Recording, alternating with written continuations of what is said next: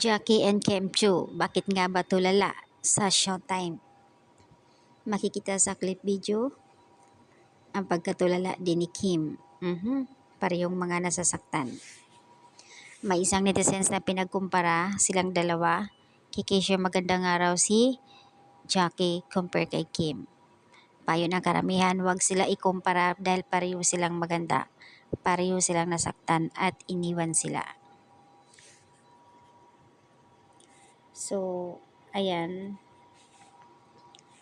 Kapansin-pansin din ng karamihan kung bakit nga ba malungkot si Kim dito sa Showtime.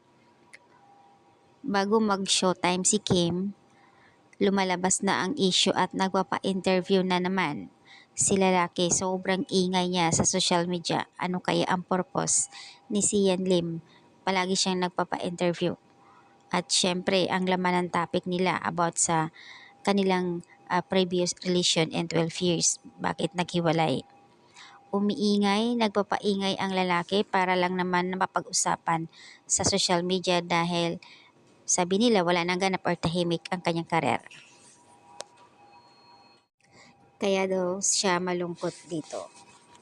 At syempre naman, sobrang demanding yung lalaki. Kaya naman inainggit siya ngayon sa project ni Kim. Siguro nga andun yung pagsisisi niya. Bakit naghiwalay sila? Dumating sa punto na nagsisisi or parang gusto niyang bumalik. Sorry siya dahil mayroon ng Kim Pao, si Kim ngayon, ika Paolo Avellino. Payo naman ng netizens na kung ano ang purpose ni Sian Lim sa pagpa-interview na something babalik, wag na. Masaya na ngayon si Kim sa buhay ni Paolo Avellino.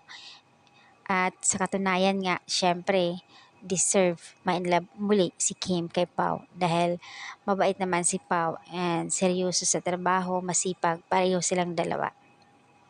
So, ayan, sinagot lang naman din ng Kim Pao fans itong isang netizens na ipal na pinagkumpara si Jackie. Pareho silang maganda at talented.